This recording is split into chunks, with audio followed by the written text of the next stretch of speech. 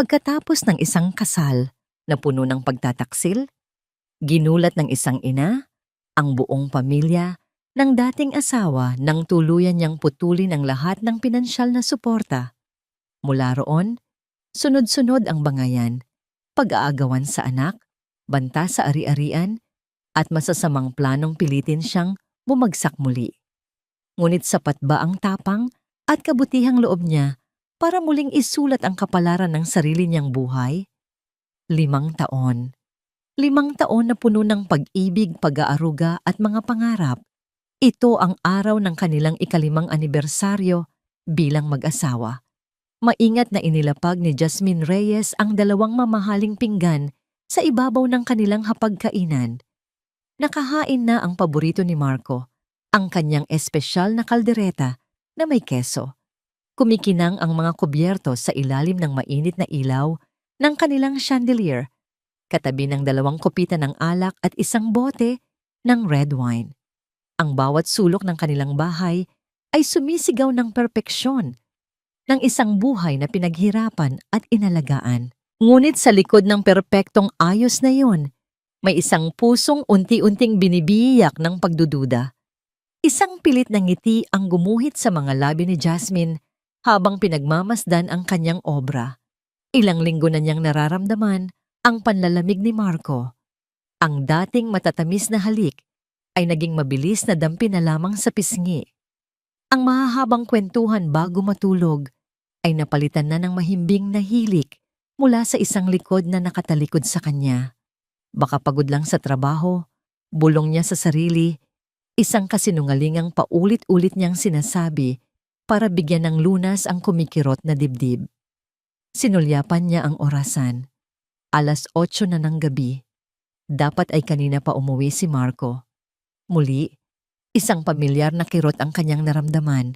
Hinawakan niya ang kanyang cellphone para sana i-text ang asawa nang mapansin niya ang telepono nito sa ibabaw ng kitchen counter. Naiwan na naman. Napabuntong hininga na lamang si Jasmine. Lalapitan na sana niya ito para ilagay sa kanilang kwarto nang biglang umilaw ang screen. Isang tunog ng ting ang bumasag sa katahimikan ng buong kabahayan. Isang mensahe. Hindi niya ugaling pakialaman ang gamit ng asawa. Para sa kanya, ang tiwala ay pundasyon ng kanilang pagsasama. Ngunit sa pagkakataong yon, tila may isang malakas na puwersang humihila sa kanya na tingnan kung ano ang nasa screen. Dahan-dahan, na parang isang magnanakaw sa sarili niyang pamamahay, lumapit siya. Hindi na niya kinailangang buksan. Ang mensahe ay malinaw na nakasulat sa lock screen mula sa isang pangalang pamilyar sa kanya, si Isabel, ang bago nitong sekretarya sa opisina.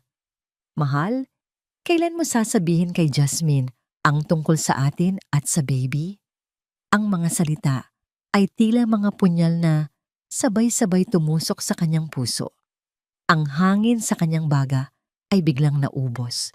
Ang mga tuhod niya ay nanghina. At kinailangan niyang kapitan ang gilid ng counter para hindi bumagsak. Baby, paulit-ulit na umalinggaw-ngaw ang salitang yon sa kanyang isipan. Ang isang bagay na matagal na nilang pinangarap ni Marco. Ang isang bagay na ipinagdasal niya gabi-gabi. Ang isang bagay na ipinagkait sa kanya ng tadhana. Ngunit ngayon ay ipinagkakaloob sa babae ng kanyang asawa. Nabitawan niya ang hawak na baso ng tubig. Ang tunog ng nabasag na salamin sa sahig ay kasabay ng pagkadurog ng kanyang buong pagkatao. Ang perpektong hapunan, ang mamahaling alak, ang 5 taon ng kanilang pagsasama, lahat ay nawalan ng kulay, nawalan ng kahulugan. Nagsimulang manlabo ang kanyang paningin dahil sa mga luhang hindi niya na napigilan. Hindi siya humikbi. Walang ingay na lumabas sa kanyang bibig. Tanging ang mainit na agos ng luha sa kanyang mga pisngi ang saksi sa sakit na kanyang nararamdaman.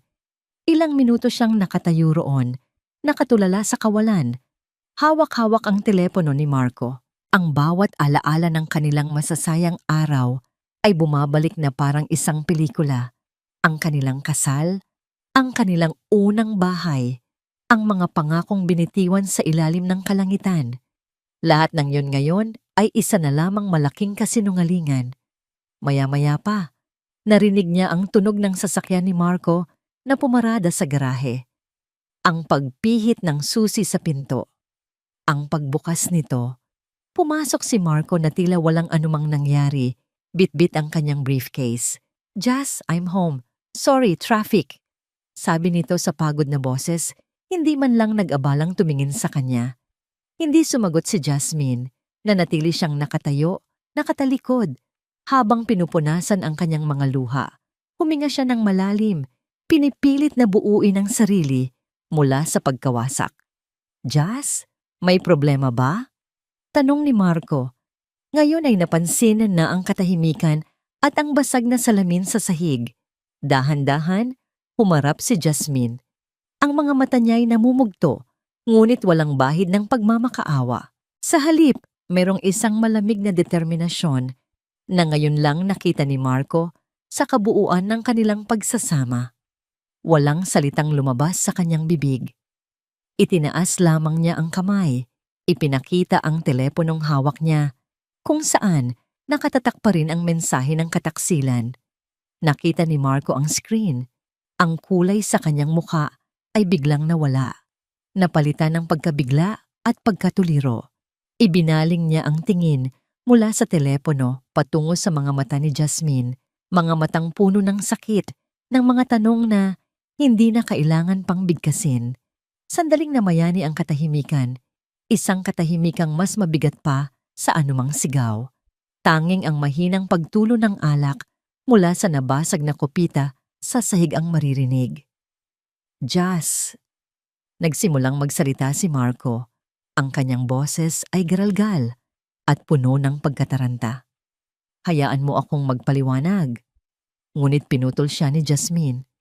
Ang kanyang boses, nang sa wakas ay lumabas, ay mahina at nanginginig. Basag na parang salamin. "Ipaliwanag?" Tanong niya.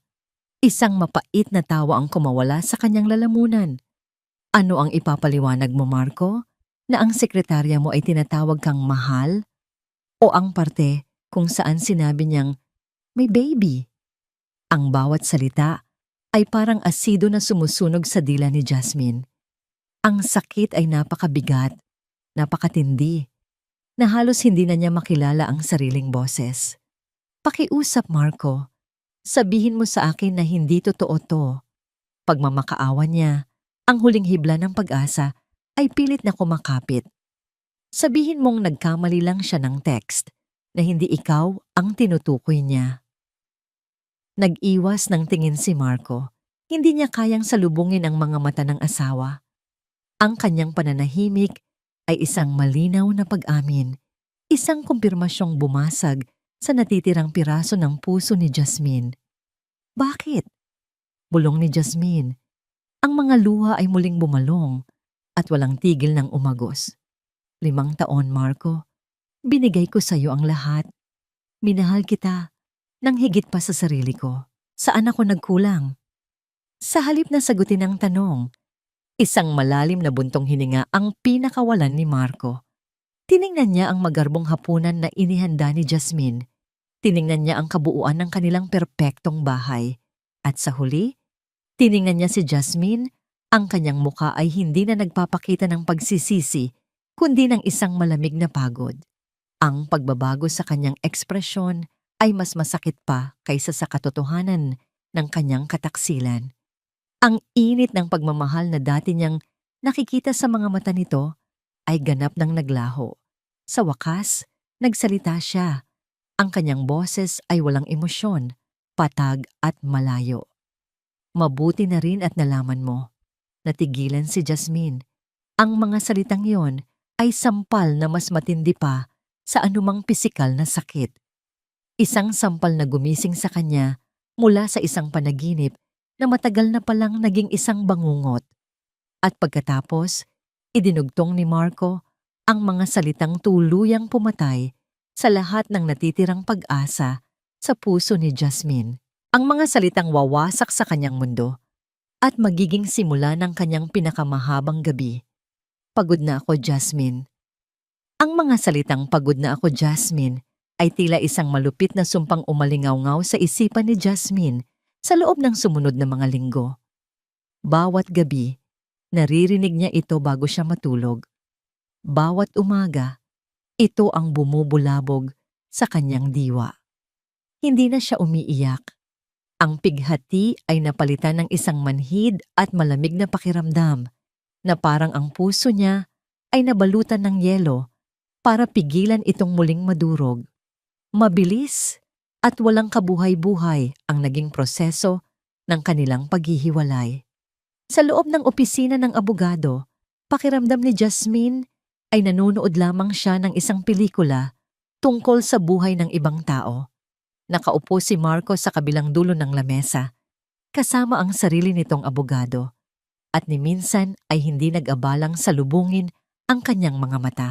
Ang lahat ng pinag-usapan ay tungkol sa pera, sa mga ari-arian, sa mga investment, mga bagay na dati ay simbolo ng kanilang mga pangarap, ngunit ngayon ay mga numero na lamang sa isang piraso ng papel. Okay na yan, sabi ni Marco sa abogado nito. Walang bakas ng anumang emosyon. Basta't mapunta sa kanya ang bahay at ang sustento para kay Leo. Wala na akong habol. Para kay Leo, hindi para sa kanya. Malinaw na para kay Jasmine, isa na lamang siyang transaksyon na kailangang tapusin. Isang abala na kailangang alisin sa landas nito patungo sa bago nitong buhay. Nang iabot sa kanya ang mga papeles para pirmahan, sandali siyang natigilan. Ang buong pangalan niya, Jasmine Reyes Velasco, ay nakatatak sa itaas. Ang pagpirma niya rito ay hindi lang pagtatapos ng isang kasal, kundi pagtatapos ng isang buong kabanata ng kanyang buhay. Huminga siya ng malalim, kinuha ang ballpen, at sa isang mabilis, ngunit mariing galaw, inilagda ang kanyang pangalan. Sa pag-angat niya ng panulat, pakiramdam niya ay may isang mabigat na kadena siyang tinanggal sa kanyang puso.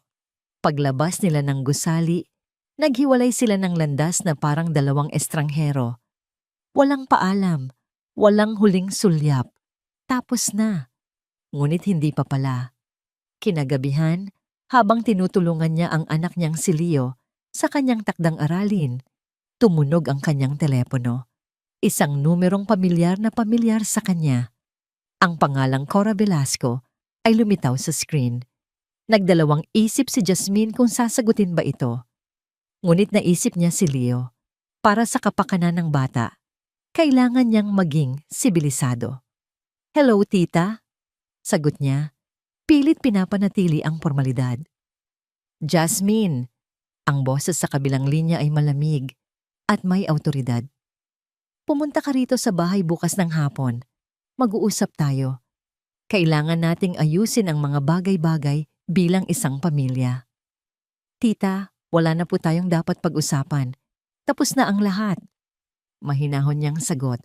"May apo ako sa'yo, Jasmine." Tumaas ang boses ni Cora. "At kahit ano pa ang nangyari, mananatili kang ina ng aking apo.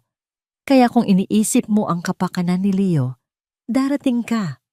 3:00 ng hapon. At ibinaba nito ang telepono. Kinabukasan, sa kabila ng pag-aalinlangan, nagtungo si Jasmine sa mansyon ng mga Velasco.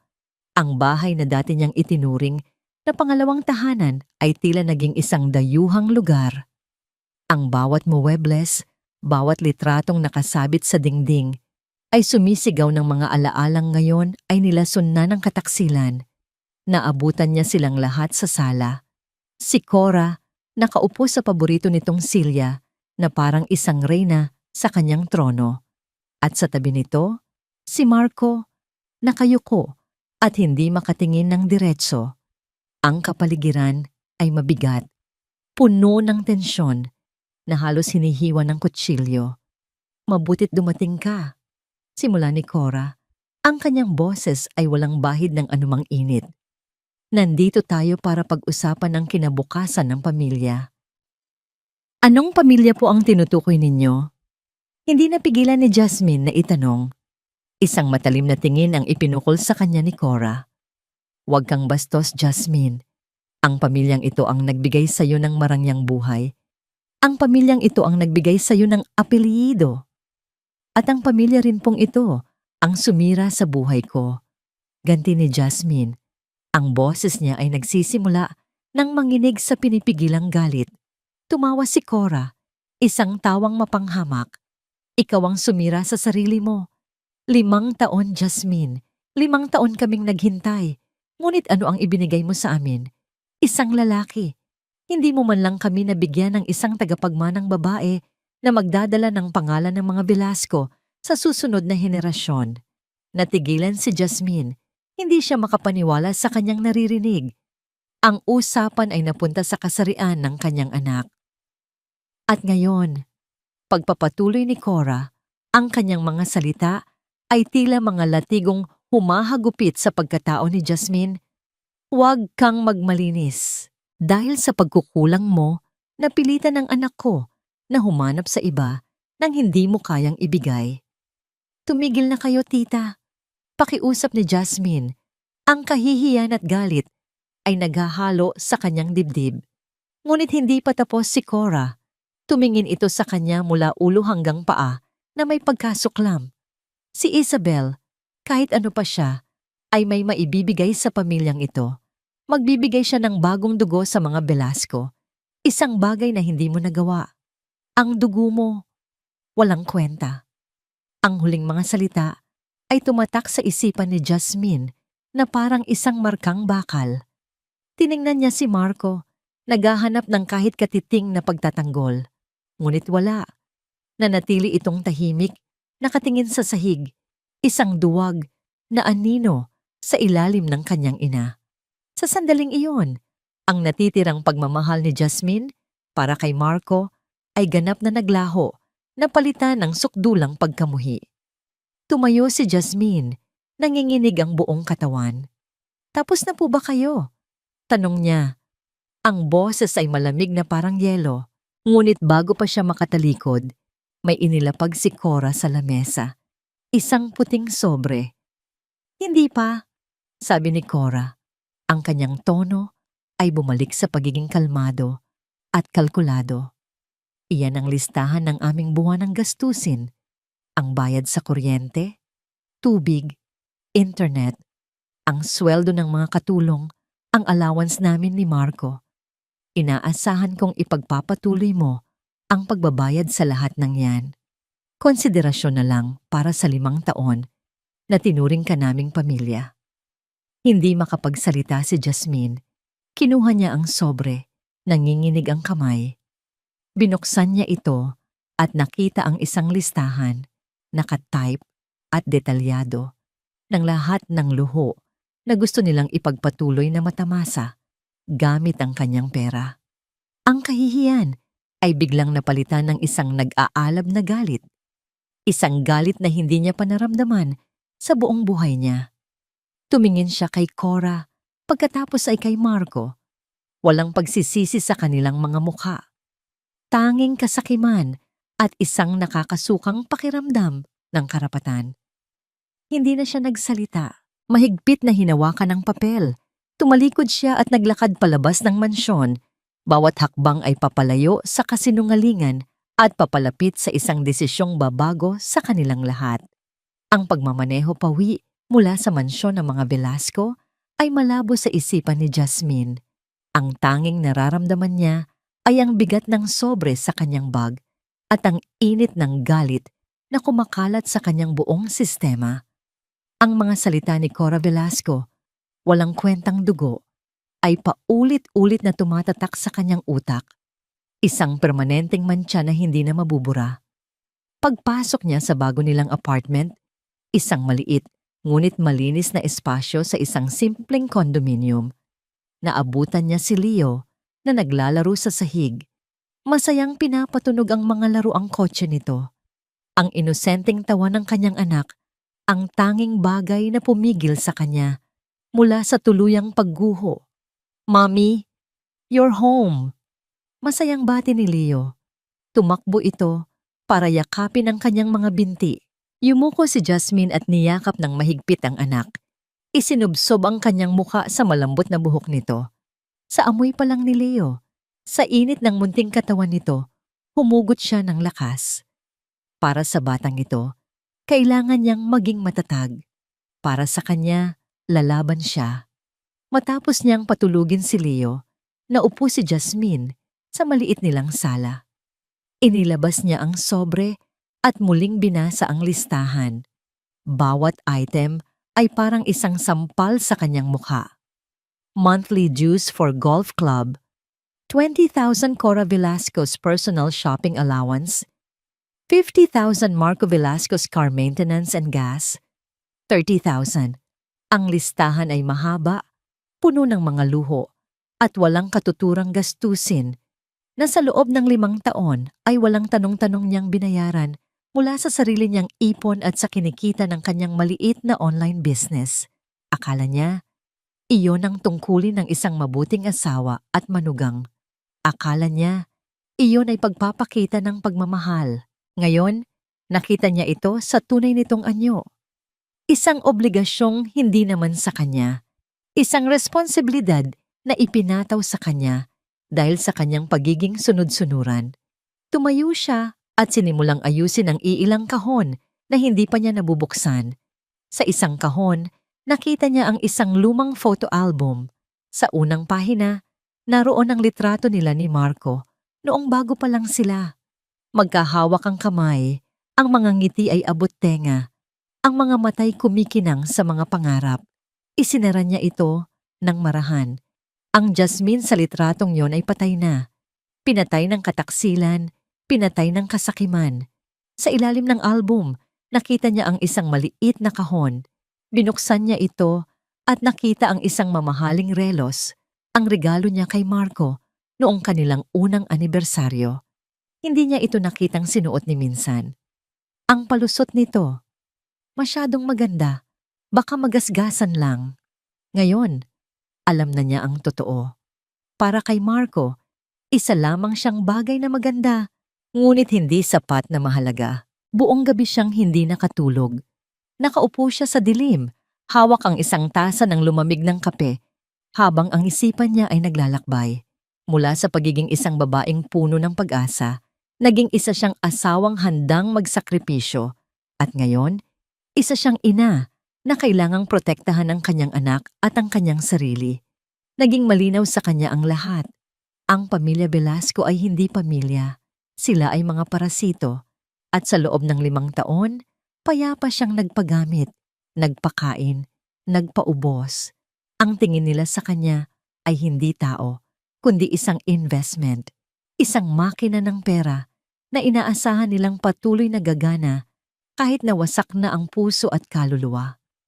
Hindi na, bulong niya sa katahimikan ng gabi. Isang desisyon ang nabuo sa kanyang puso, isang desisyong matagal na dapat niyang ginawa. Kinabukasan, ibang Jasmine ang gumising. Ang mga mata niya'y may bahid pa rin ng kalungkutan, ngunit ang pag-aalinlangan ay napalitan na ng isang matibay na determinasyon. Ang unang ginawa niya ay tawagan ang kanyang personal na banker.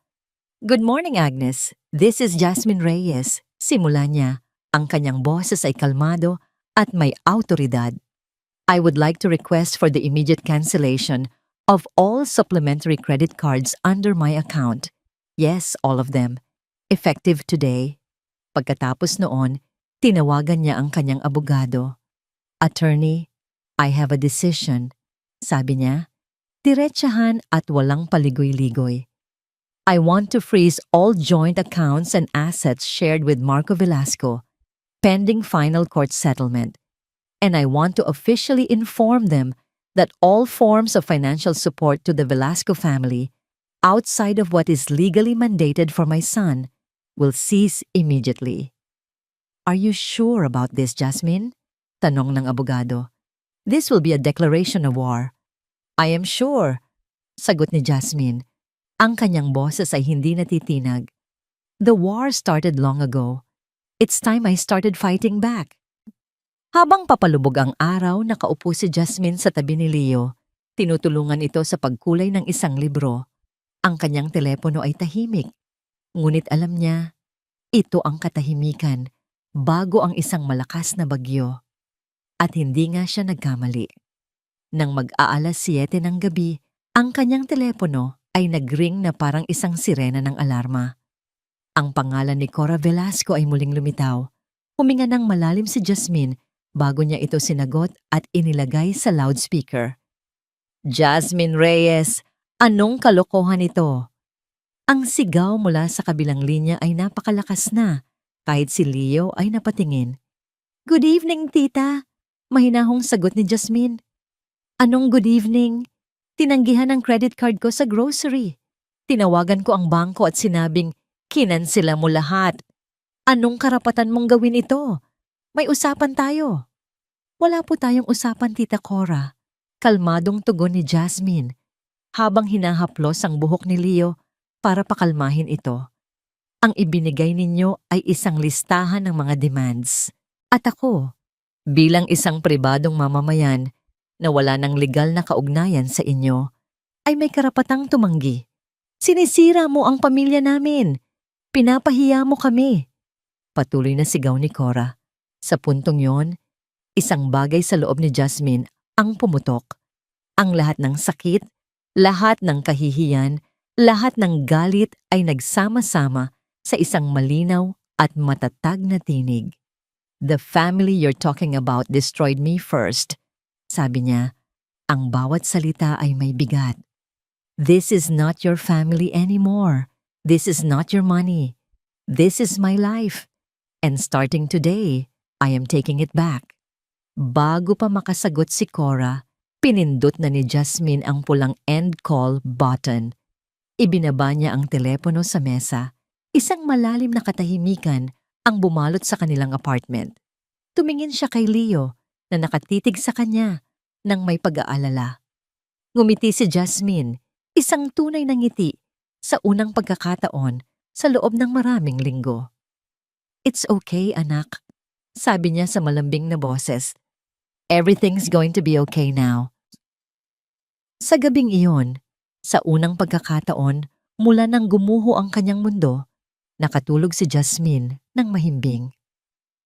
Ang mga kadena na matagal na gumapos sa kanya ay sa wakas ay naputol na. Alam niyang simula pa lang ito ng isang mas mahabang laban. Ngunit sa unang pagkakataon, hindi na siya natatakot. Dahil sa unang pagkakataon, hindi na siya biktima. Siya na ang may hawak ng sarili niyang kapalaran.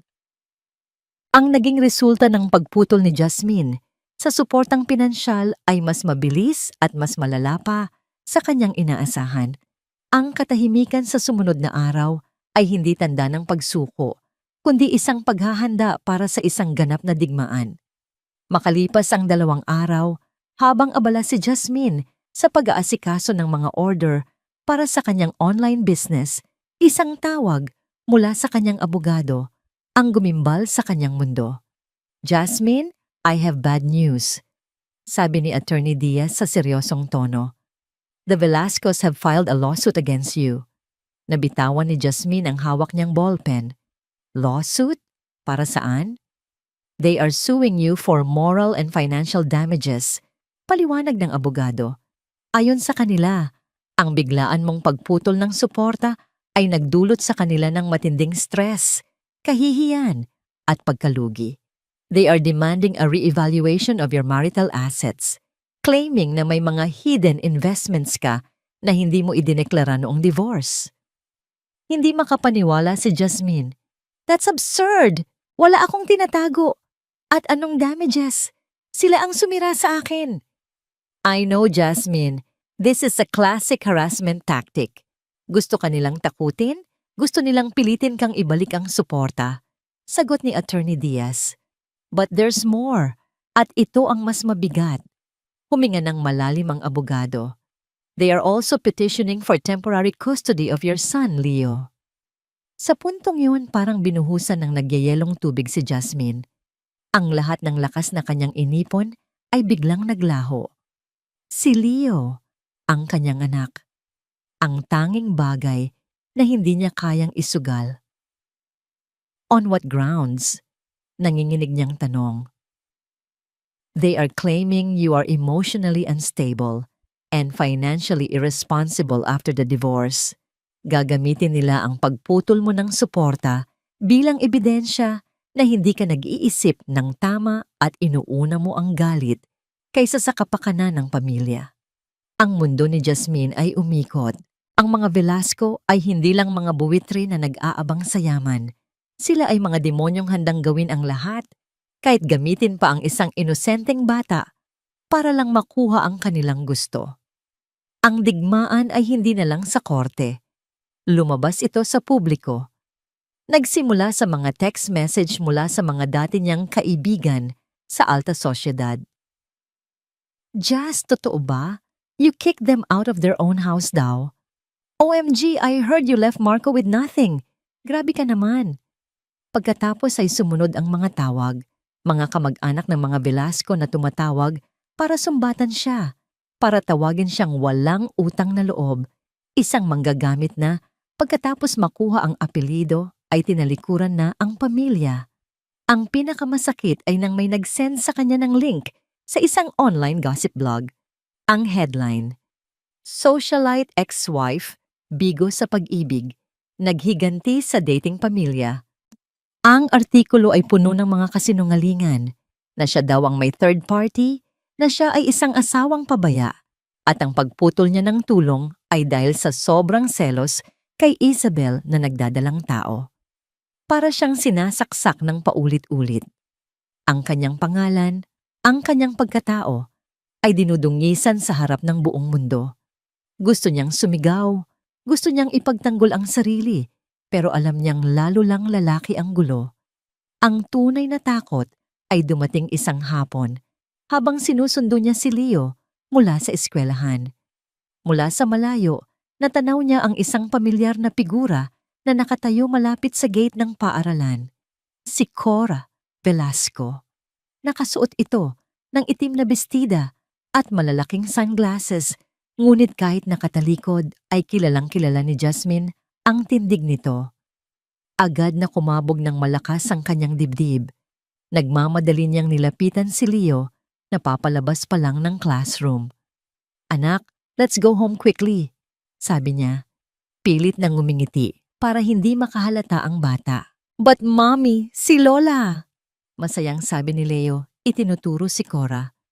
Huli na. Nakita na sila ni Cora. Tinanggal nito ang salamin at ngumiti ng matamis kay Leo, isang nangiting hindi kailanman nakita ni Jasmine para sa kanya. "Leo! Apo ko!" Malambing na tawag ni Cora, lumalapit sa kanila. "Lola!" Sigaw ni Leo. Akmang tatakbo palapit dito, pero mabilis siyang hinawakan ni Jasmine sa kamay. "Don't you dare come near my son," mariin at mahinang sabi ni Jasmine. Ang kanyang mga mata ay nag-aapoy sa galit habang nakatingin kay Cora. Ngumisi si Cora, isang ngangising mapang-asar. "Bakit, Jasmine? Natatakot ka bang malaman ng apo ko kung anong klaseng ina meron siya? Umalis na kayo dito," sabi ni Jasmine. Hinihila si Leo palayo. Ngunit yumuko si Cora para maging kapantay ni Leo. "Leo, apo?" sabi nito sa malumanay na boses na puno ng pagkukunwari. "Don't worry, Lola is here. Lola will fix everything. Hindi ka pababayaan ni Lola kahit paanong gawin ng mami mo." Ang mga salitang yon ay laso na direktang itinurok sa isipan ng kanyang anak. Kitang-kita ni Jasmine ang pagkalito sa mukha ni Leo. Buong lakas na hinila ni Jasmine ang kanyang anak palayo. Hindi na pinansin ang mga tingin ng ibang mga magulang at guro sa paligid. Habang isinasakay niya si Leo sa kotse, narinig niya ang huling sigaw ni Cora. "See you in court, Jasmine. Titingnan natin kung kanino ang huling halakhak." Sa loob ng sasakyan, tahimik lang si Leo. Niyakap ni Jasmine ang kanyang anak. Sa sandaling iyon, naramdaman niya ang tunay na takot. Ang mga Velasco ay hindi lang pera ang habol. Gusto nilang kunin ang lahat sa kanya. At ang pinakamahalaga sa lahat, ang kanyang anak, ay nasa gitna ng kanilang malupit na laro. Nang gabing iyon, pagdating ng isang opisyal na sobre sa kanyang pintuan, isang tratora mula sa korte, isang formal na summons para sa isang hearing, alam ni Jasmine na wala ng atrasan. Hindi lang ito laban para sa pera o para sa pangalan. Ito ay isang laban para sa kanyang anak. At sa laban na ito, hindi siya papayag na matalo. Para kay Marco Velasco, ang buhay ay palaging simple. Bilang nag-iisang anak, nakukuha niya ang lahat ng gusto niya. Ang problema ay laging may solusyon. Isang solusyon na karaniwang ibinibigay ng pera ni Jasmine o ng kapangyarihan ng kanyang ina. Ngayon, sa unang pagkakataon, nararamdaman niyang nalulunod siya at walang sino man ang nag-abot ng kamay para sagipin siya. Nakaupo siya sa mamahaling leather na sofa sa sala ng kanilang mansyon, ngunit ang pakiramdam niya ay para siyang nasa isang kulungan. Sa harap niya, ang kanyang ina, si Cora, ay naglalakad pabalik-balik na parang isang gutom na tigre. Hindi ko maintindihan, Marco. Bakit parang baliwala lang sa'yo ang lahat ng ito? Sigaw ni Cora. Huminto ito at hinarap siya ng may nagniningas na mga mata. Pinutol niya ang pera. Pinapahiya tayo sa buong syudad. At ikaw, nakaupo ka lang dyan na parang estatwa. Ma, ano bang gusto niyong gawin ko? Sagot ni Marco. Ang boses niya ay mahina at pagod. Nagsampa na tayo ng kaso. Hayaan na nating ang mga abogado ang gumawa ng trabaho nila. Trabaho ng abogado? Humalakhak si Cora ng mapakla. Ang kailangan dito ay gawa ng isang lalaki.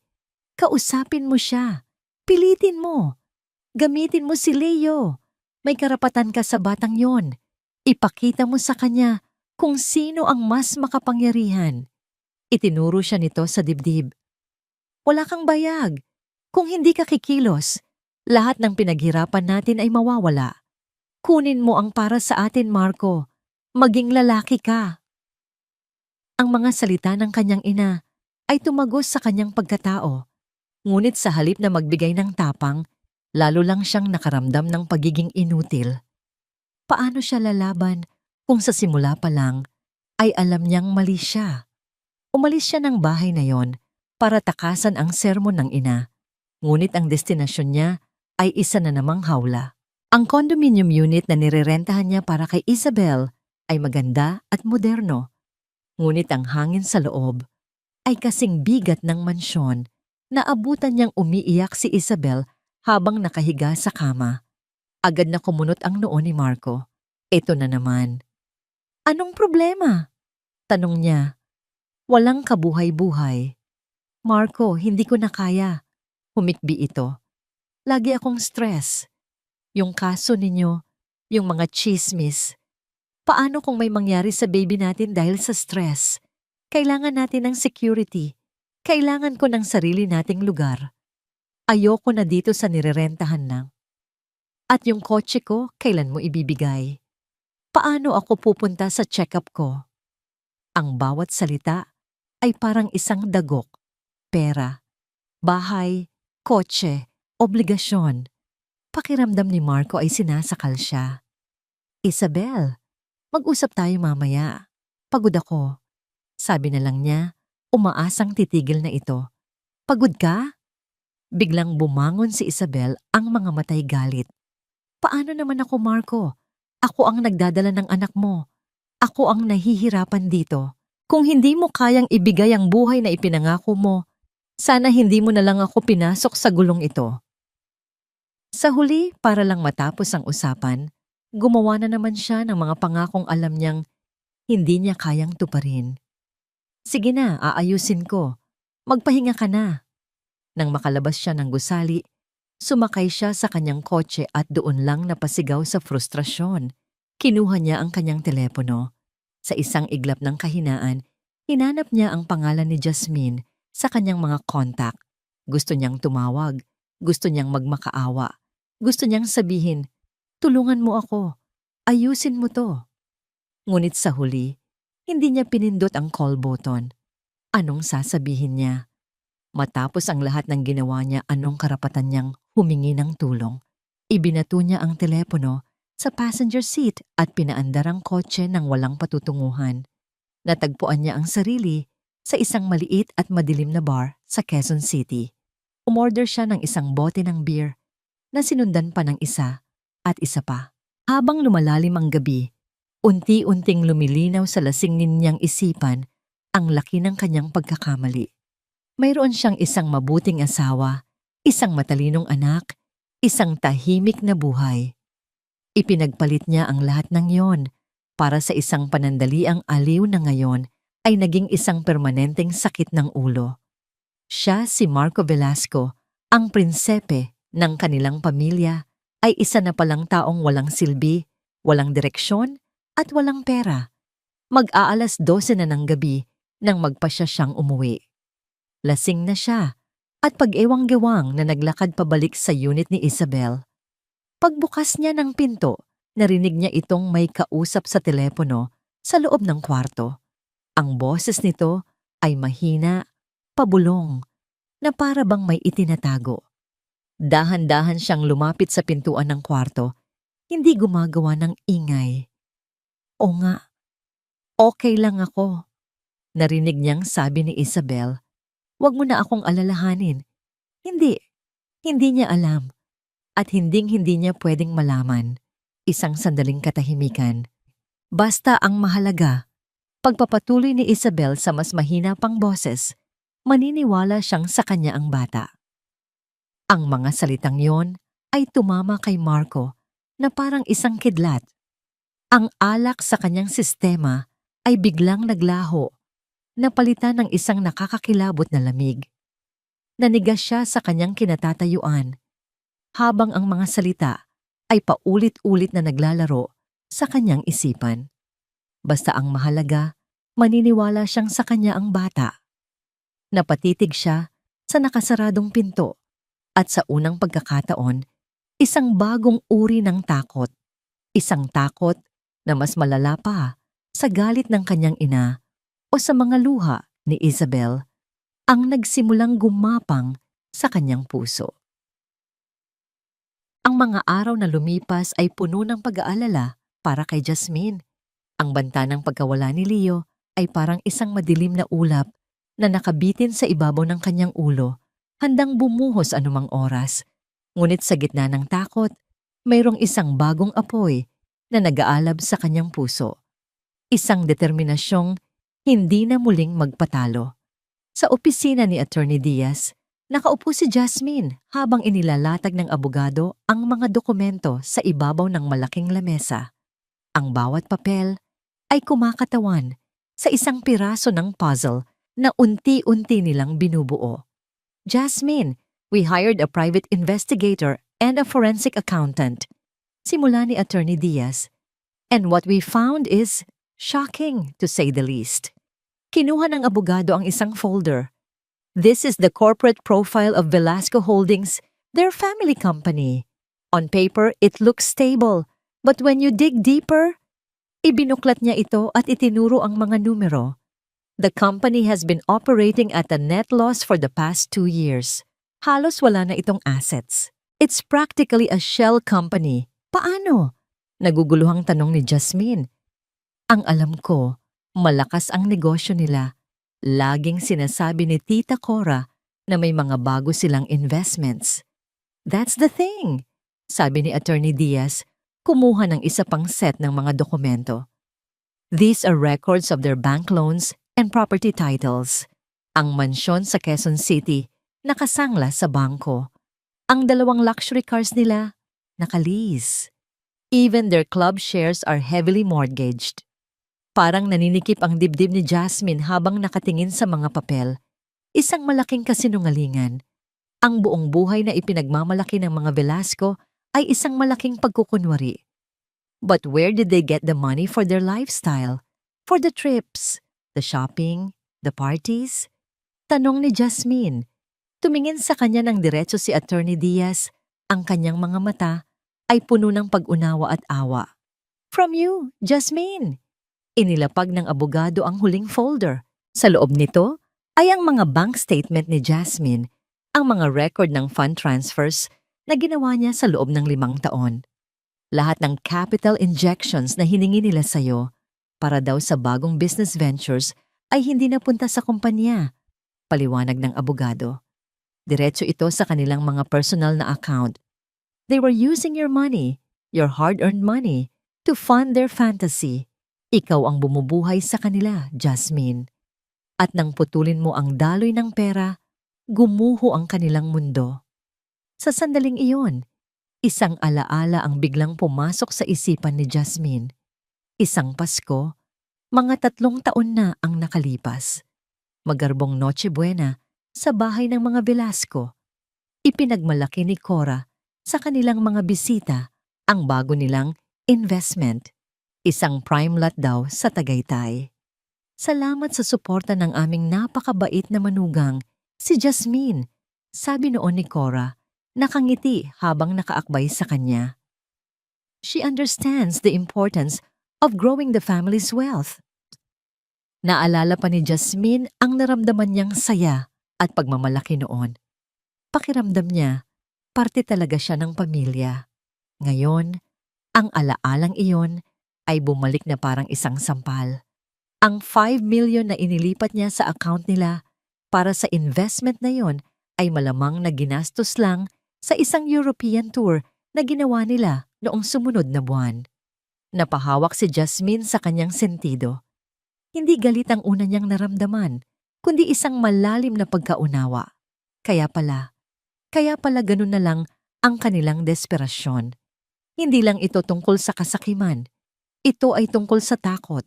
Ang takot na mabisto, ang takot na harapin, ang katotohanang sila ay mga bigo. Sa isang iglap, nakaramdam siya ng awa. Awa para sa isang pamilyang mas pinahalagahan ang panlabas na anyo kaysa sa tunay na karangalan. Ngunit ang awang iyon ay mabilis na napalitan ng isang matigas na resolusyon. Ang kasinungalingan nila ay itinayo sa kanyang likuran, sa kanyang pawis at luha. At ngayon, ginagamit nila ang kanyang sariling anak para ipagpatuloy ang panlolokong iyon. Attorney, sabi ni Jasmine, ang kanyang boses ay kalmado, ngunit may bigat na parang bakal. Anong pwede nating gawin dito? We have 2 options, sagot ni Attorney Diaz. We can present this in court to destroy their credibility and prove that their lawsuit is baseless and malicious. Or, we can use this as leverage. Tumingin si Jasmine sa mga dokumento, sa mga katibayan ng panlolokong dinanas niya. Ang isang parte niya ay gustong isigaw ito sa buong mundo, na ipahiya sila tulad ng ginawa nila sa kanya. Ngunit nang maisip niya si Leo, ang gulong idudulot nito sa bata, naging malinaw ang kanyang desisyon. Gagamitin natin yan, sabi niya. Ang kanyang mga mata ay nagpapakita ng isang determinasyong hindi matitinag. I don't want their money. I don't want revenge. I want them to drop the lawsuit. I want them to withdraw the custody case. At higit sa lahat, gusto kong lumayo na sila sa anak ko. That is non-negotiable. Nang gabing iyon, sa unang pagkakataon, sa loob ng maraming linggo, nakaramdam si Jasmine ng kapayapaan. Mayroon na siyang armas, mayroon na siyang kontrol. Ang mga bowitre ay hindi na nakakatakot. Sila ay mga ibon lamang na gawa sa papel, handa ng liparin ng hangin. Nasa kalagitnaan siya ng paghahanda ng hapunan nang tumunog ang kanyang telepono. Isang hindi rehistradong numero. Nag-aalangan man, sinagot niya ito. Hello? Jasmine? Ang boses sa kabilang linya ay garalgal, basag, at puno ng isang emosyong hindi niya pa narinig mula rito. Takot. Marco? Jasmine, please, wag mong ibababa. Nagmamakaawang sabi nito. Kailangan nating mag-usap, hindi sa telepono. Please, I need to see you. Wala na tayong dapat pag-usapan, Marco. Malamig niyang sagot. Akmang ibababa na ang tawag. Tungkol ito kay Isabel. Mabilis na sigaw ni Marco. Ang kanyang boses ay puno ng desperasyon. May nalaman ako. Isang bagay na kailangan mong malaman. Please, Jasmine. Napatigil si Jasmine. Ang kanyang kamay ay nanigas sa ere. Jasmine, may kailangan kang malaman tungkol kay Isabel. Ang mga salitang binitiwan ni Isabel sa telepono. Basta ang mahalaga, maniniwala siyang sa kanya ang bata, ay naging isang lason na dahan-dahang kumakalat sa isipan ni Marco. Hindi na siya makatulog, hindi na siya makakain. Ang dating mga problema niya tungkol sa pera at sa kanyang ina ay biglang naging walang kwenta kumpara sa isang mas malaki at mas madilim na pagdududa. Sa loob ng 2 araw, nagpanggap siyang normal. Nagpanggap siyang hindi niya narinig ang pag-uusap na yon. Ngunit habang ginagawa niya iyon, ang kanyang mga mata ay naging mapanuri. Ang kanyang mga tainga ay naging mas matalas. Bawat kilos ni Isabel, bawat tawag sa telepono nito, ay kanyang pinagmamasdan. Isang gabi, habang naliligo si Isabel, ang pagkakataong hinihintay niya ay dumating. Ang telepono nito ay naiwan sa ibabaw ng kama. Alam niyang mali. Alam niyang ito ay isang paglabag sa tiwala. Ngunit anong tiwala pa ba ang pinag-uusapan nila? Nanginginig ang mga kamay na kinuha ni Marco ang telepono. Nagdasal siya na sana ay walang password. Ngunit mayroon. Sinubukan niya ang birthday nito. Mali. Ang pangalan niya. Mali. Pagkatapos, sinubukan niya ang isang kombinasyon ng mga numero na sa tingin niya ay imposible. Ang kanilang mansari. Bumukas ang telepono. Isang mapait na ngiti ang gumuhit sa labi ni Marco. Kahit sa panloloko nito, ginagamit pa rin siya. Mabilis niyang pinuntahan ang message inbox. Puno ito ng mga mensahe mula sa mga kaibigan, mula sa ina nito, at mula sa kanya. Walang kahina-hinala. Ngunit hindi siya nakontento. May mga paraan para itago ang mga bagay-bagay. Pinuntahan niya ang recently deleted folder at doon nakita niya ang isang hibla ng katotohanan, isang thread ng pag-uusap sa pagitan ni Isabel at ng kaibigan nitong si Trina. Mula pa noong halos 9 na buwan na ang nakakaraan, ang panahon kung kailan siya nagsimulang magbago. Ang panahon kung kailan naging desperada itong i-formalize ang kanilang relasyon. Trina. Girl, sigurado ka na ba dyan? Delikado yung ginagawa mo. Isabel, kailangan kong gawin to. Si Marco, parang hindi seryoso. Laging si Jasmine pa rin. Kailangan ko ng alas. Trina. Pero one night stand lang yon, di ba? Paano kung magkaiba ang itsura? Isabel, ano ka ba? Pareho naman silang mestizo. Lulusot to. Basta makuha ko si Marco, ayusin ko na lang ang lahat. Ang bawat salita ay parang suntok sa sikmura ni Marco. Ang hangin sa kanyang baga ay naubos. Ang larawan ng isang lalaking kasama ni Isabel sa isang party, isang dati nitong katrabaho, ay biglang pumasok sa kanyang isip. Mestizo. Oo, mestizo nga. Kasabay ng pagpatak ng tubig mula sa banyo ay ang pagpatak ng malamig na pawis sa noo ni Marco. Ibinaba niya ang telepono sa kama. Segundo bago bumukas ang pinto ng banyo. Lumabas si Isabel na nakabalot lamang sa isang tuwalya. Nakangiti. Mahal, anong ginagawa mo? Hindi sumagot si Marco. Dahan-dahan niyang kinuha ang telepono at itinapat sa mukha nito. Sino si Mestizo, Isabel? Tanong niya. Ang kanyang boses ay kalmado sa isang paraang nakakatakot.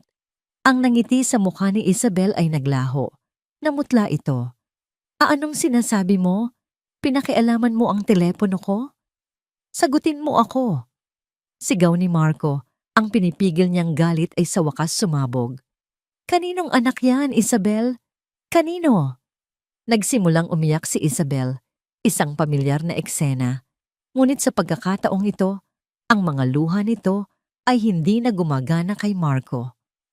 Marco, hindi totoo yan. Ikaw ang mahal ko. Ikaw ang ama ng anak ko. Huwag mo akong gawing tanga. Sigaw niya. Itinapon ang telepono sa pader. Nabiyak ang screen nito. Nakita ko ang usapan ninyo ni Trina. Ang one night stand. Ang alas mo laban sa akin. Sagot. Sa gitna ng kanyang pagwawala, sa gitna ng takot na makita ang galit ni Marco na hindi niya pa nakikita kailanman, bumigay si Isabel. Humagulgol ito, napaupo sa sahig, at sa pagitan ng mga hikbi ay lumabas ang katotohanan. Nagkamali ako, sigaw nito. Lasing ako noon, at ikaw, hindi ka sigurado sa atin. Lagi mong sinasabi na maghintay tayo. Natakot ako, Marco. Natakot akong iwan mo ako. Akala ko, kung mabubuntis ako, pipiliin mo ako. Ang pag-amin na yon ay ang huling patak. Ang lahat ng galit, lahat ng pagod, lahat ng sakit na inipon ni Marco mula kay Jasmine sa kanyang ina at ngayon kay Isabel ay umabot na sa sukdulan. Hindi na siya sumigaw.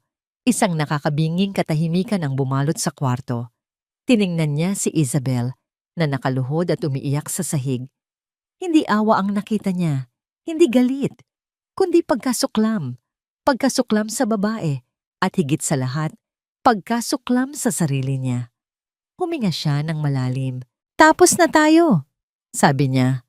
Ang kanyang boses ay walang laman, walang emosyon. Marco, no. Please. Pagmamakaawa nito, yumakap sa kanyang mga binti. Saan ako pupunta? Paano ang bata? Marahan niyang inalis ang mga kamay nito. Hindi ko alam, sagot niya. At wala na akong pakialam. Tumalikod siya at naglakad palabas ng kwarto, palabas ng condominium unit. Hindi niya nilingon ang babaeng nag-iwan sa kanya ng pinakamalalim na sugat. Habang naglalakad siya sa hallway, narinig niya ang huling sigaw ni Isabel. Isang sigaw ng pagkatalo at desperasyon.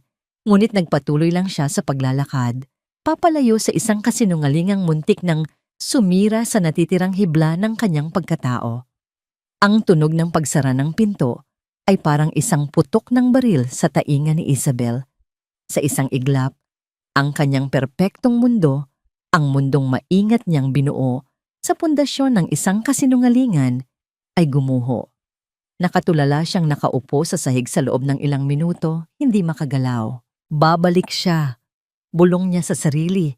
Isang pilit na panalangin. Galit lang siya. Kapag kumalma na siya, babalik siya. Ngunit lumipas ang isang oras, pagkatapos ay 2, hanggang sa ang dilim ng gabi ay napalitan ng malamlam na liwanag ng umaga. Hindi bumalik si Marco. Sinubukan niyang tawagan ang numero nito. Hindi ito makontak. Sinubukan niya sa Viber, sa Messenger. Lahat ay nakablock. Doon nagsimulang gumapang ang tunay na takot sa kanyang puso. Ang unang dagok ay dumating ng tanghalian. Isang tawag mula sa building administration. Ma'am Suarez, good day. Tumawag lang po kami para i-follow up ang monthly rent ninyo, sabi ng babae sa kabilang linya. Mr. Velasco has canceled all the post-dated checks he issued for your unit. Ano? Baka nagkamali lang kayo. Nanginginig na sagot ni Isabel. Pasensya na po, ma'am. Pero final na po ang notice mula sa bangko. Kailangan nyo na po sanang isettle ang bayad. Otherwise, we'll have to enforce the eviction clause in your contract. Paliwanag ng babae. Ang boses ay formal at walang awa. Pagkatapos ng tawag na yon, sinubukan niyang gamitin ang credit card na bigay ni Marco para magpa-deliver ng pagkain. Declined. Sinubukan niya ulit. Declined. Ang lahat ng tulay na nagkokonekta sa kanya sa marangyang buhay ay isa-isang pinuputol, mabilis at walang pasabi. Kinahapunan, wala na siyang pagpipilian. Sa gitna ng kahihiyan, nilunok niya ang kanyang pride at nag-empake ng isang maliit na maleta. Habang hinihila niya ito palabas ng lobby, ramdam niya ang mga mapanuring tingin ng mga guwardiya at staff. Mga taong dati ay bumabati sa kanya ng may paggalang. Saan siya pupunta? Mayroon na lang siyang isang huling baraha. Isang barahang ayaw niya sanang gamitin, ngunit wala na siyang pagpipilian. Nagtaksi siya papunta sa mansyon ng mga Velasco. Bawat metro na tinatakbo ng metro ng taxi ay parang martilyong pumupukpok sa kanyang dibdib. Pagdating sa harap ng malaking gate, nag-atubili siya. Ngunit ang alaala ng kanyang lumalaking tiyan at ang kawalan ng pera sa kanyang pitaka ang nagtulak sa kanya na mag-doorbell. Ang katulong na nagbukas ng pinto ay nagulat nang makita siya. Si Cora Velasco mismo ang sumalubong sa kanya sa may pinto. Ang mukha nito ay kasing tigas ng marmol. Anong ginagawa mo rito? Malamig na tanong ni Cora. Hindi man lang siya pinapasok. Tita? Nagsimulang magsalita si Isabel, ang boses niya ay nanginginig. Kailangan ko po ng tulong. Si Marco po, iniwan niya ako. Isang mapanghamak na tawa ang kumawala sa bibig ni Cora. At ano ang inaasahan mong gawin ko? Ipagtanggol ang isang mandaraya? Isang babaeng ginamit ang sarili niyang anak para manloko? Hindi po totoo yan, tita. Mahal ko po si Marco. Pagmamakaawa ni Isabel, ang mga luha ay nagsimula nang mamuo sa kanyang mga mata. Huwag mong dungisan ang pamamahay ko ng mga kasinungalingan mo, sabi ni Cora. Ang boses nito ay puno ng pagkasuklam. Tapos na ang pakinabang namin sa'yo. Isa kang basura na kailangang itapon. Ngayon, umalis ka na. Please, tita. Buntis po ako. Humagulgol si Isabel. Maawa po kayo sa apo ninyo. Sa pagbanggit ng salitang apo, lalong nag-init ang ulo ni Cora. Huwag mong matawag-tawag na apo ko ang bastarda mong yan, sigaw nito. Kumuha ito ng pera mula sa kanyang pitaka, ilang piraso ng 1,000 piso, at ibinato ito sa paanan ni Isabel. Ang mga perang papel ay sumayaw sa hangin bago lumapag sa maruming semento. Ayan, sabi ni Cora. Ang bawat salita ay tila isang dura sa muka. Para sa pamasahe mo pabalik sa probinsya, bumalik ka sa kung saang putik ka man nanggaling. Pagkasabi niyon, marahas na isinara ni Cora ang pinto. Iniwan si Isabel na nakaluhod at umiiyak sa labas ng gate. Ang kahihiyan ay mas masakit pa sa gutom na kanyang nararamdaman. Wala na siyang ibang maisip. Kinuha niya ang kanyang telepono at tinawagan ang numero ng lalaking tunay na ama ng kanyang dinadala. Nagring ito ng 1 beses, pagkatapos ay naputol. Sinubukan niya ulit. Diretso na ito sa voicemail. Na-block na rin siya. Nagsimula siyang maglakad ng walang direksyon. Ang bigat ng kanyang tiyan, ang bigat ng kanyang mga problema, ang bigat ng kanyang pagsisisi ay halos magpabuwal sa kanya. Natagpuan niya ang sarili sa isang parke sa Quezon City, umupo sa isang bench habang pinapanood ang mga pamilyang masayang naglalaro. Isang pagkakamali, isang kasinungalingan. At ngayon, sinira nito ang lahat. Wala na si Marco, wala ng pera, wala ng kaibigan, wala ng pamilya. Tanging siya na lang at ang batang hindi pa isinisilang na nadamay sa kanyang kasalanan. Nagsimulang umikot ang kanyang paningin. Ang mga tunog ng parke ay unti-unting humina. Ang init ng araw ay napalitan ng isang malamig na pakiramdam na gumagapang sa kanyang buong katawan. Sinubukan niyang tumayo, ngunit ang kanyang mga binti ay ayaw sumunod. Ang huli niyang nakita ay ang mga nag-aalalang mukha ng mga estranghero na tumatakbo palapit sa kanya. Bago siya tuluyang nilamon ng kadiliman, ang araw ng huling pagdinig ay dumating. Pumasok si Jasmine sa korte na may bigat sa kanyang dibdib. Ngunit sa kaibuturan nito ay mayroon ding isang matibay na kalasag.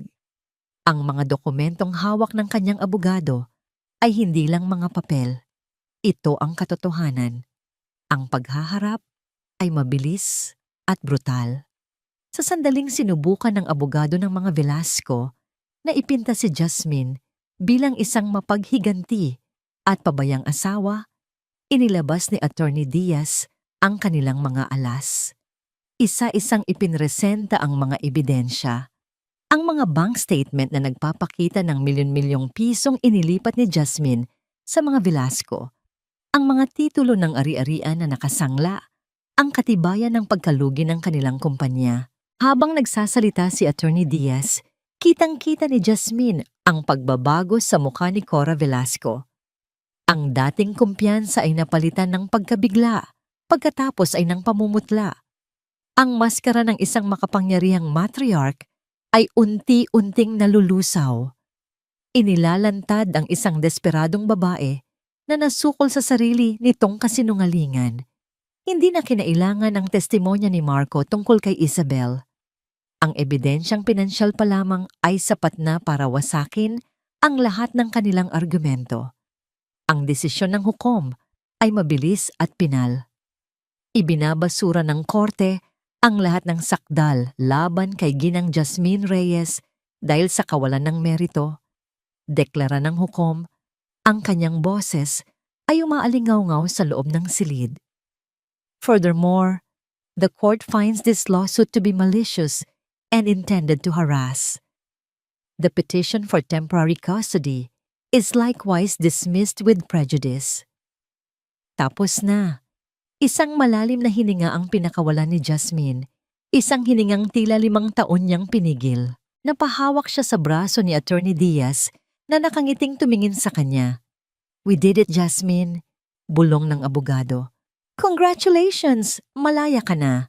Sa paglabas nila ng korte, nakasalubong nila ang mag-inang Velasco. Si Marco ay nakayuko, hindi makatingin. Ngunit si Cora, sa kabila ng pagkatalo, ay tumingin sa kanya nang may matinding galit. Isang tingin na nangangako na hindi pa tapos ang laban. Hindi pinansin ni Jasmine ang mga ito. Nagpatuloy siya sa paglalakad. Ang bawat hakbang ay magaan, palayo sa madilim na kabanata ng kanyang buhay. Ang pakiramdam ng tagumpay ay matamis. Pakiramdam niya ay nabunutan siya ng isang bundok ng tinik. Sa wakas, makakapagsimula na siyang muli, kasama ang kanyang anak, nang walang takot at walang anino ng nakaraan. Nang hapong iyon, maaga niyang sinundo si Leo sa eskwelahan, dala ang paborito nitong ice cream. Gusto niyang bumawi sa kanyang anak. Gusto niyang iparamdam dito na tapos na ang lahat ng gulo. Ngunit nang makita niya si Leo na papalabas ng classroom, hindi ang masayang takbo na laging sumasalubong sa kanya ang kanyang naabutan. Si Leo ay naglalakad ng mabagal. Ang kanyang mga balikat ay nakakrus. Ang kanyang tingin ay nasa sahig. "Anak?" Tawag ni Jasmine. Isang maliit na kaba ang nagsimulang kumalat sa kanyang dibdib. Tumingin si Leo sa kanya. Ngunit ang mga mata nito ay walang kislap. "Hi, Mommy," sabi nito sa isang mahinang boses. "How was school?" Tanong ni Jasmine habang inaalalayan niya ito papunta sa kotse. "May dala akong ice cream para sa'yo." Hindi sumagot si Leo. Kinuha niya ang ice cream ngunit hindi man lang ito binuksan. Sa loob ng sasakyan, ang katahimikan ay mabigat. Hindi ito ang komportableng katahimikan na dati nilang pinagsasaluhan, kundi isang katahimikang may pader sa pagitan nila. "Baby, may problema ba? May nang-away ba sa'yo sa school?" Malambing na tanong ni Jasmine. Hinahaplos ang buhok nito. Umiling si Leo. Nanatili itong nakatingin sa labas ng bintana. Nakarating sila sa kanilang apartment. Habang nag-aayos ng gamit si Jasmine, nanatiling nakaupo si Leo sa sofa, yakap-yakap ang kanyang bag. Alam ni Jasmine na may mali. Isang bagay na malalim at mabigat ang bumabagabag sa kanyang anak. Naupo siya sa tabi nito. "Leo, anak, please talk to Mommy. Ano ang bumabagabag sa isip mo?" Tumingin si Leo sa kanya. Ang mga mata nito ay nagsimula ng mamasa. At pagkatapos, sa isang boses na basag at nanginginig sa pag-aalinlangan, binitiwan nito ang mga salitang tumusok sa puso ni Jasmine na parang isang punyal na may yelo. "Mommy." Simula nito, humihikbi. "Are you a bad person?" Natigilan si Jasmine. Ang lahat ng hangin sa kanyang baga ay biglang nawala. Ang matamis na lasa ng tagumpay kanina ay napalitan ng isang mapait na apdo. Lola said you stole all her money." Ang tanong ni Leo ay tumama kay Jasmine na parang isang biglaang sampal sa gitna ng kanyang selebrasyon. Ang lahat ng galit na naramdaman niya para sa mga Velasco ay biglang nawala. Napalitan ng isang mas malalim at mas masakit na emosyon. Pighati. Pighati para sa kanyang anak na sa murang edad ay nalason na ng isang away na hindi nito dapat pinoproblema. "Lola said you stole all her money. Na kinuha mo daw lahat para hindi na siya makabili ng toys para sa akin. Is that true, Mommy?" Pagpapatuloy ni Leo, ang kanyang munting boses ay puno ng pagkalito at sakit. Niyakap ni Jasmine ng mahigpit ang kanyang anak, pinipigilan ng sariling mga luha na nagbabantang pumatak. Ang panalo niya sa korte ay walang kwenta kung ang kapalit nito ay ang tiwala ng kanyang anak. "Anak, listen to mommy," sabi niya. Dahan-dahang hinaharap si Leo para magkatinginan sila. May mga bagay na hindi naiintindihan ng mga bata dahil gulo ito ng mga matatanda. Pero gusto kong malaman mo ito at pakinggan mo akong mabuti. Hinawakan niya ang magkabilang pisngi nito. Ang kanyang paghawak ay malambot, ngunit matatag. Hindi nagnakaw si Mami at hinding-hindi gagawa ng masama si Mami. Ang pera, hindi yan mahalaga. Ang pinakamahalaga sa buong mundo para kay Mami ay ikaw. Ikaw lang, Leo. Naiintindihan mo ba?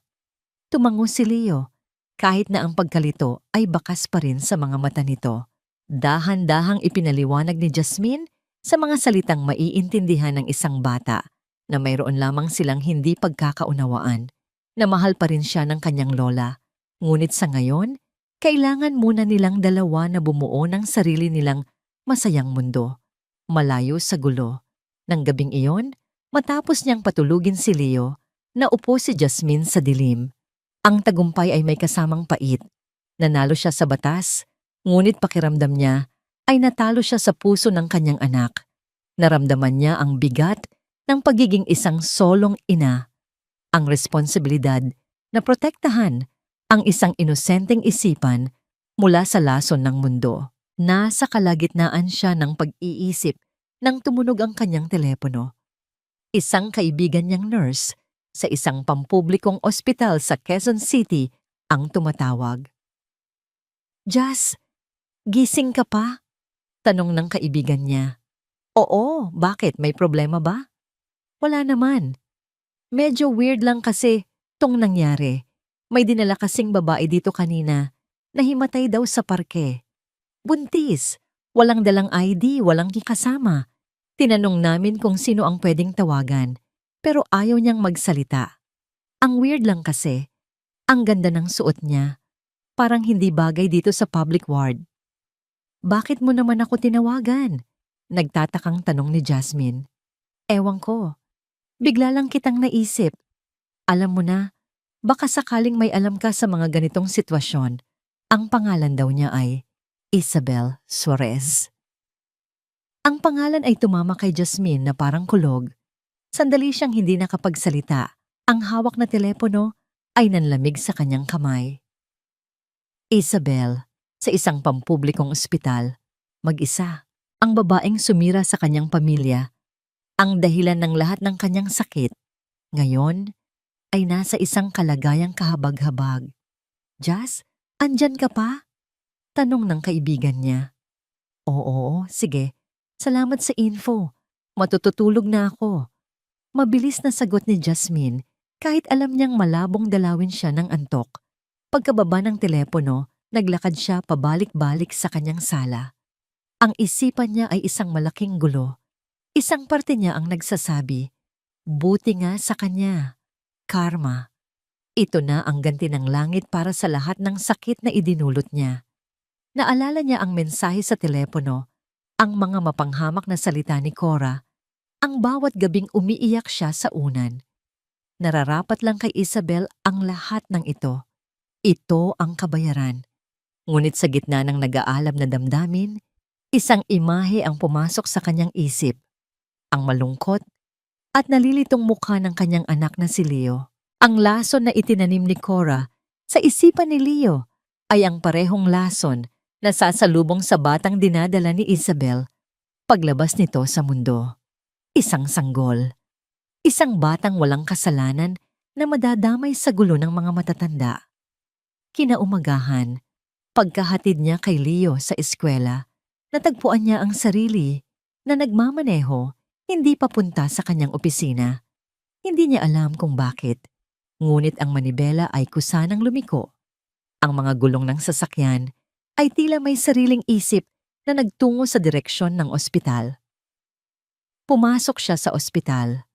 Ang amoy ng gamot at disinfectant ay sumalubong sa kanya.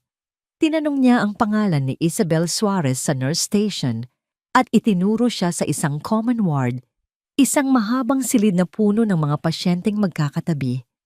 At doon, sa isang kama, sa pinakasulok, nakita niya ito. Si Isabel ay nakahiga, nakatalikod sa lahat. Ang mamahalin nitong damit ay lukot na. Ang buhok na dati laging nakaayos ay magulo. Ang balat na dati makinis ay maputla. Mukha itong pagod, talunan, at higit sa lahat nag-iisa. Huminto si Jasmine sa paanan ng kama. Ang tunay na kalayaan na pagtanto niya sa sandaling iyon ay hindi matatagpuan sa paghihiganti. Matatagpuan ito sa pagpapatawad, hindi para sa taong nagkasala, kundi para sa sariling kapayapaan. Tahimik siyang tumalikod. Lumabas siya ng ward, lumabas ng ospital, ngunit hindi siya umuwi. Naglakad siya papunta sa isang maliit na karinderya sa tapat at bumili ng isang mainit na lugaw na may itlog at manok. Kumuha rin siya ng isang bote ng tubig. Dahan-dahan siyang bumalik sa ward, maingat na dala-dala ang supot na papel.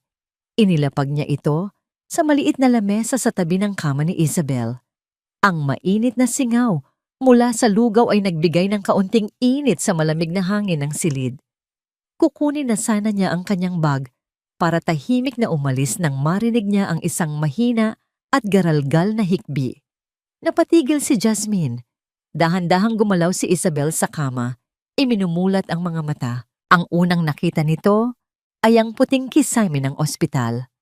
Pagkatapos ay ang dextrose na nakakabit sa kanyang kamay. Ang mukha nito ay nagpakita ng pagkalito na sinundan ng takot nang maalala nito ang mga nangyari. Ang pag-iwan ni Marco, ang pagtataboy ni Cora, ang pagkahimatay sa parke, at nang ibaling nito ang tingin sa gilid, nagtama ang kanilang mga mata. Nakita ni Isabel si Jasmine, nakatayo lang doon. Tahimik, hindi galit, hindi natutuwa. Nagmamasid lamang. Ang pagkabigla sa mukha ni Isabel ay hindi maipinta. Inaasahan niyang makakita ng kahit sino, nurse, doktor, ibang pasyente, pero hindi si Jasmine. Hindi ang babaeng pinagkaitan niya ng lahat. Ang babaeng dapat ay nagdiriwang ngayon sa kanyang pagbagsak. Biglang bumuhos ang mga luha mula sa mga mata ni Isabel. Hindi ito ang pekeng pag-iyak na ginagamit niya para manipulahin si Marco. Ito ay tunay, magaspang, at puno ng kahihiyan. Agad niyang sinubukang takpan ang kanyang mukha. Sinubukan niyang tumalikod na para bang ang pagtatago ay makakapagbura sa kanyang pagkatao sa harap ni Jasmine. Hindi gumalaw si Jasmine. Hinayaan niya lang itong umiyak. Hinintay niyang humupa ang unang bugso ng emosyon. Walang salitang namagitan sa kanila. Tanging ang tunog lamang ng hikbi ni Isabel na sumasabay sa mahinang ugong ng electric fan sa silid. Pagkatapos ng ilang sandali, kinuha ni Jasmine ang plastik na lalagyan ng lugaw. Binuksan niya ito at inilagay ang kutsara. Ang simpleng tunog ng plastik ay bumasag sa katahimikan na mas mabisa pa kaysa sa anumang sigaw. Maang-maang na tumingin si Isabel, ang mukha ay basang-basa ng luha. Nakita niya ang pagkain, mainit pa, umuusok pa. Huminga ng malalim si Jasmine. At sa isang boses na kalmado, walang bahid ng anumang panunumbat, sinabi niya ang mga salitang hindi kailanman inasahan ni Isabel na maririnig mula sa kanya. "Kainin mo muna," sabi ni Jasmine. "Kailangan mong magpalakas para sa baby mo." Ang mga salita ay hindi sigaw ng paghihiganti, kundi isang alok ng simpleng pag-aalala. Isang tulay na gawa sa habag, itinayo sa ibabaw ng guho ng kanilang nakaraan. Napatingin si Isabel mula sa pagkain patungo kay Jasmine. Ang kanyang mga mata ay puno ng hindi makapaniwalang pagtataka at isang bagong uri ng sakit, ang sakit ng pagsisisi. Sa tulong ng kaibigan ni Jasmine sa ospital, mabilis na na-discharge si Isabel. Walang kahit isang sentimo sa kanyang bulsa at walang lugar na matutuluyan. Ang tanging pag-asa niya ay ang alok ni Jasmine. Isang alok na halos hindi niya kayang tanggapin dahil sa matinding kahihiyan. Pansamantala lang, sabi ni Jasmine habang inaabutan niya si Isabel ng malinis na damit pantulog sa guest room ng kanyang apartment. Hanggang sa makahanap ka ng sarili mong lugar at makatayo sa sarili mong mga paa. Hindi makapagsalita si Isabel. Tanging ang mga luhang tahimik na dumadaloy sa kanyang mga pisngi ang naging sagot. Ang babaeng dapat niyang kaaway ay ang siya palang nag-iisang taong nagpakita sa kanya ng kabutihan sa gitna ng kanyang pagkawasak. Ang sumunod na 2 araw ay puno ng isang kakaibang katahimikan. Si Isabel ay halos hindi lumalabas ng kwarto, nahihiyang magpakita. Si Jasmine naman ay ipinagpatuloy ang kanyang buhay. Inaasikaso si Leo, nagtatrabaho sa kanyang online business na para bang normal ang lahat. Ngunit sa likod ng normalidad na yon, mayroong isang hindi nakikitang pagbabago. Ang pagtulong niya kay Isabel ay hindi isang obligasyon, kundi isang ehersisyo sa pagpapalaya ng sarili. Bawat tasa ng sabaw na inaabot niya rito, bawat kumot na inaayos niya para dito, ay isang hakbang papalayo sa galit na matagal nang bumihag sa kanya. Ngunit ang kapayapaang ito ay hindi para magtagal. Ang balita, tulad ng apoy sa tuyong damuhan, ay mabilis na kumalat. Isang dating kaibigan ni Cora na nagkataong may dinalaw sa ospital ang nakakita sa eksena, si Jasmine na nag-aalaga sa kabit ng kanyang asawa. At syempre, hindi nito pinalampas ang pagkakataong i-report ito sa Reyna. Nang marinig ni Cora ang balita, ang kanyang reaksyon ay hindi galit, kundi isang malalim na pagkainsulto. Para sa kanya, ang ginagawa ni Jasmine ay hindi pagtulong. Ito ay isang pagpapakita ng kapangyarihan, isang mapanlibak na palabas para ipamukha sa buong mundo na si Jasmine ang santa at siya, si Cora Velasco, ang talunan. Ang pagpapakita ng awa sa isang Suarez ay direktang pagyurak sa pangalan ng mga Velasco. Isang hapon, habang nagbabasa ng libro si Jasmine sa sala at si Isabel naman ay nagpapahinga sa kwarto, isang malakas at bayolenteng kalampag sa pinto ang bumasag sa kanilang katahimikan. "Jasmine Reyes, buksan mo itong pinto. Alam kong nandyan ka. Mapagkunwari ka." Ang sigaw ni Cora ay umalingaw-ngaw sa buong hallway, matinis at puno ng lason. Napatayo si Jasmine. Mula sa kwarto lumabas si Isabel na namumutla sa takot. Si Tita Cora," nanginginig na sabi ni Isabel. Huminga ng malalim si Jasmine. Tiningnan niya si Isabel at sinabing, "Pumasok ka muna sa kwarto. Ako ang haharap sa kanya." Sa halip na matakot, isang kakaibang kapayapaan ang bumalot kay Jasmine. Tapos na ang panahon ng kanyang pagkatakot. Naglakad siya papunta sa pinto, hindi nag-aalinlangan. Pagbukas niya ng pinto, isang nag-aapoy na Cora Velasco ang sumalubong sa kanya. "Napakawalang hiya mo," sigaw ni Cora, akmang susugurin siya. "Ano itong nababalitaan ko? Kinukup-kup mo ang basurang yan. Para ano? Para ipahiya ako? Para ipamukha sa lahat na ikaw ang mabait at kami ang masama?" Kalmadong hinarap ni Jasmine ang kanyang dating biyenan. "Good afternoon, Tita Cora. Gusto niyo po bang pumasok muna?" Ang mahinahong imbitasyon ni Jasmine ay lalong nagpainit sa ulo ni Cora. "Huwag mo akong daanin sa pagkukunwari mo. Itaboy mo ang babaeng yan ngayon din." "Hindi ko po gagawin yan," sagot ni Jasmine. Ang kanyang boses ay hindi tumataas, ngunit puno ng awtoridad. "Wala na po kayong karapatang utusan ako." "Wala akong karapatan," humalakhak si Cora. "Ako ang ina ng lalaking sinira mo ang buhay. Ako ang lola ng apo kong pinagkakaitan mo. Hindi ko po sinira ang buhay ni Numan," matatag na sabi ni Jasmine. "At ang pagtulong ko kay Isabel ay walang kinalaman sa inyo o kay Marco. Ginagawa ko ito para sa isang batang walang kasalanan. At higit sa lahat, ginagawa ko ito para sa sarili ko. Para sa sarili kong kapayapaan." Sa gitna ng sigawan, dahan-dahang bumukas ang pinto ng guest room. Lumabas si Isabel, nanginginig, ngunit may determinasyon sa mukha.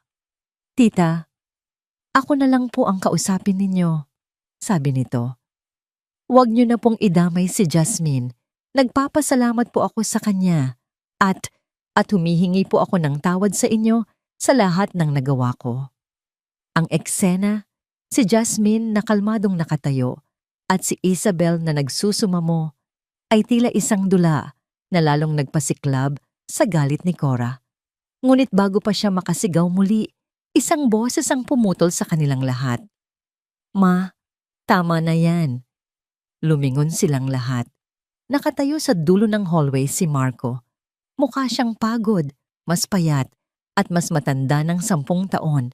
Ngunit sa kanyang mga mata, mayroong isang bagong liwanag, isang liwanag ng pag-unawa. Naglakad siya palapit. Hindi niya tiningnan si Jasmine o si Isabel. Ang kanyang mga mata ay nakatuon lamang sa kanyang ina. Mula sa kanyang bulsa, kumuha siya ng isang sobrang lukot. Inabot niya ito kay Cora. "Ano to?" Mataray na tanong ng ina. "Savings ko po yan," sabi ni Marco. "Galing sa unang sweldo ko sa bago kong trabaho. Hindi po yan malaki, pero sapat na para makapagsimula kayo. Para sa upa, sa isang maliit na apartment, para sa pagkain." Natigilan si Cora. Tiningnan niya ang sobre, pagkatapos ay ang kanyang anak na para bang hindi niya ito kilala. "Itigilan niyo na to, ma." Pagpapatuloy ni Marco. Ang kanyang boses ay puno ng pinal na pagod, ngunit may kasamang dignidad. "Tapos na ang laro. Natalo na tayo. Panahon na para tanggapin. Matuto na tayong tumayo sa sarili nating mga paa." Sa unang pagkakataon sa buong buhay niya, si Cora Velasco ay natameme. Ang inaasahan niyang gulo ay naging isang eksena ng pagkakaisa. Isang pagkakaisang siya mismo ang hindi kabilang.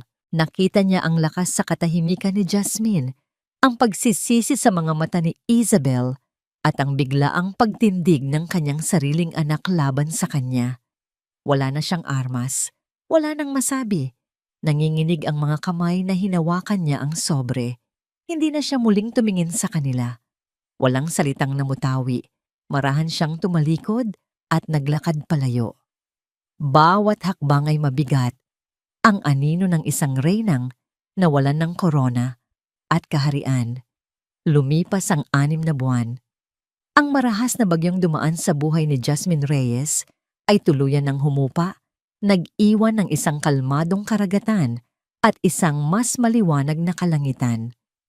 Ang maliit na apartment sa Quezon City ay napalitan ng isang mas maluwag na tahanan na may maliit na hardin sa likod kung saan naglalaro si Leo tuwing hapon. Sa garahe, sa halip na isang luxury sedan, nakaparada ang isang simpleng van na ginagamit ni Jasmine para sa kanyang bagong negosyo. Isang maliit, ngunit unti-unting sumisikat na flower shop na pinangalanan niyang Hiraya.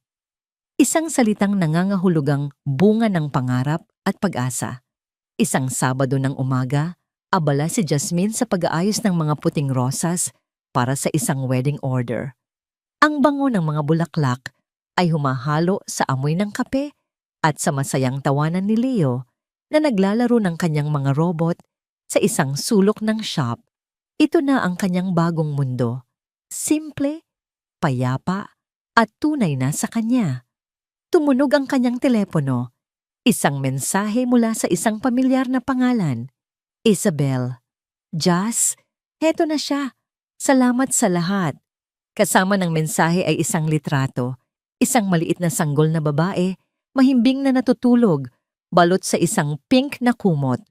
Isang ngiti ang sumilay sa labi ni Jasmine matapos ang ilang linggong pananatili sa kanya. Nakahanap si Isabel ng trabaho bilang isang call center agent at isang maliit na kwartong mauupahan malapit sa pinagtatrabahuhan nito. Hindi na sila madalas magkita, ngunit paminsan-minsan ay nagpapadala ito ng mensahe para mangumusta. Isang maliit na sinulid ng koneksyon na nabuo mula sa abo ng kanilang nakaraan. Nireplyan niya ito. "Congratulations, Belle. She's beautiful." Maya-maya pa, isang pamilyar na kotse ang huminto sa tapat ng shop. Bumaba si Marco. Malaki ang ipinagbago nito. Ang dating makisig na anyo ay napalitan ng isang mas simpleng pananamit.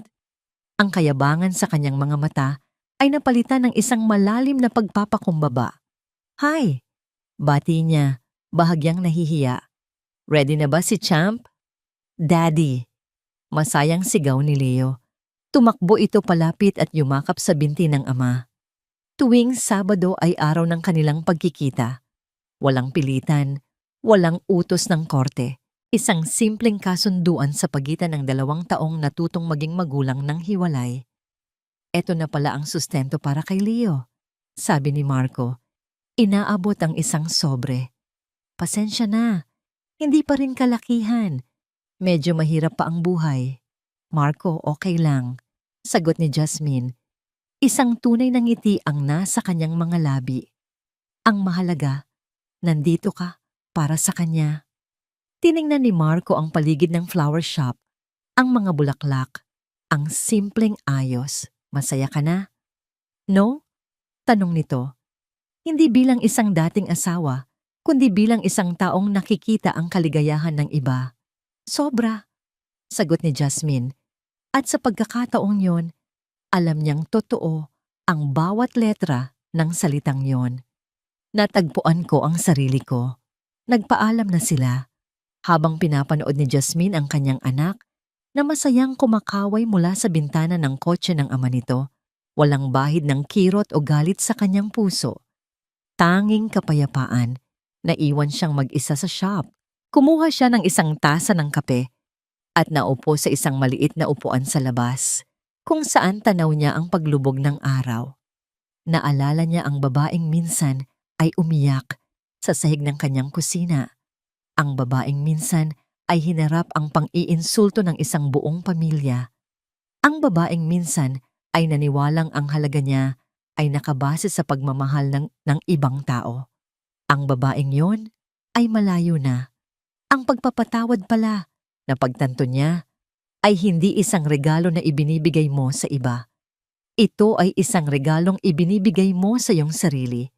Ang pagpapatawad kay Marco, kay Cora, at lalo na kay Isabel, ang siyang tuluyang nagpalaya sa kanya. Hindi na siya ang asawa ni Marco Velasco. Hindi na siya ang manugang ni Cora Velasco. Siya si Jasmine Reyes, isang ina, isang negosyante, isang babaeng bumangon mula sa abo, hindi para maghiganti, kundi para muling mamukadkad, mas matatag, mas maganda, at mas buo kaysa dati. Huminga siya ng malalim, nilalasap ang bango ng mga bulaklak at ang lamig ng papalapit na gabi. Sa wakas, pagkatapos ng mahabang panahon, ang kanyang puso ay tahimik na. At sa katahimikang yon, natagpuan niya ang isang kaligayahang walang katumbas, isang kaligayahang hindi nakasalalay sa pera, sa apelyido, o sa pag-ibig ng iba, kundi sa pagmamahal na sa wakas ay natutunan niyang ibigay sa kanyang sarili. Isang bagong umaga ang dumating, at para kay Jasmine, ito ay simula pa lamang. Ipinapakita ng kwentong ito na gaano man kalala ang pagtataksil o pangmamaliit. Ang isang taong may dignidad at pusong mabuti ay palaging makakahanap ng landas tungo sa pagbangon. Nang piliin ng isang ina na putulin ang lahat ng hindi patas na pagkakabit at muling buuin ang sariling buhay habang ipinaglalaban ng anak, hindi lamang yun paghihiganti, kundi isang matapang na pahayag ng tunay na halaga ng sarili. At sa huli, sa kabila ng sakit na ibinigay ng iba, pinili pa rin niyang maging mabuti, isang kabutihang nagbalik sa kanya ng kapayapaan at hustisyang nararapat. Ang masasama ay may kaparusahan, at ang mabubuti laging may gantimpala. Ano ang naramdaman ninyo sa paglalakbay na ito ng katatagan? Kung kayo ang nasa ganitong sitwasyon, kaya ba ninyong ipaglaban ang inyong sarili at ang inyong anak? At higit sa lahat, kamusta kayo ngayon? Sana ay ligtas kayo, payapa ang puso, at patuloy na nakakahanap ng lakas sa sarili ninyong kwento.